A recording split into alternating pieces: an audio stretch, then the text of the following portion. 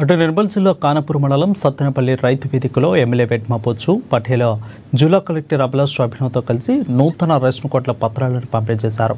గత ప్రభుత్వాలు 10 సంవత్సరాలు చేసిన తప్పిదాలను తమ ప్రభుత్వంలో సరిచేస్తున్నామని ఎమ్మెల్యే అన్నారు. కానపూర్ మండలంలో సుమారు 4,000 రేషన్ కార్డులను పంపిణీ చేయనున్నామని తెలిపారు. ఇక రేషన్ కార్డు ద్వారా ప్రతి పేద కుటుంబం సన్నబియ్యంతో భోజనం చేస్తుందని అన్నారు.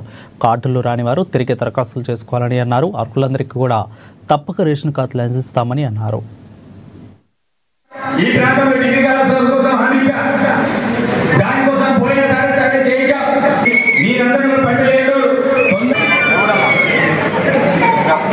ఖానాపూర్ మండలంలోని మార్పుల పల్లెటూళ్ళకు కావచ్చు, అదేవిధంగా మున్సిపాలిటీలను కావచ్చు, గత 10 సంవత్సరాల నుంచి రేషన్ కార్డుల కోసం ఎదురు చూశారు. మరి ఆ 10 సంవత్సరాల్లో ఒక రేషన్ కార్డులు కూడా రాకపోవడంతో గౌరవ ముఖ్యమంత్రి గారు రేషన్ కార్డుకి అదేవిధంగా పేదవాడికి ఉన్న అనుబంధాన్ని గుర్తించేసి ప్రతి పేదవాడికి రేషన్ కార్డు ఉండాలి, రేషన్ కార్డు లేకపోతే ఒక పేదవాడు 3 పూటలు తిండి తినలేడనే ఆలోచనతో ప్రత్యేకించి రేషన్ కార్డుల ఇచ్చే కార్యక్రమాన్ని స్టార్ట్ చేయడం అనేది జరిగింది. ఈరోజు ఖానాపూర్లోని 4,000 కార్డులని మనం ఇవ్వడానికి ఇనాగ్రేట్ చేయడం అనేది జరిగింది. అంటే 4,000 కార్డు ఒకే మండలంలో ఇస్తున్నామంటే రోడ్ కాన్స్టిట్యూన్సీలో ఎన్ని కార్డులు ఇస్తామో దీన్ని బట్టి అర్థమవుతుంది. అంటే దీనికి సంబంధించిన లబ్ధిదారులు సుమారు 4,000 కార్డులకు సంబంధించిన లబ్ధిదారు 15,000 మందికి లబ్ధి చేకూరబోతుంది.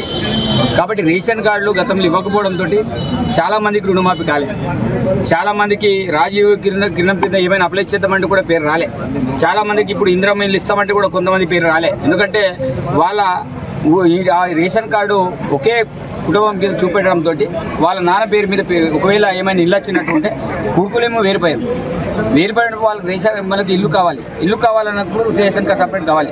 ఇలా రేషన్ కార్డుకి ప్రభుత్వ స్కీమ్లకి ఒక అనుబంధం ఉంటుంది.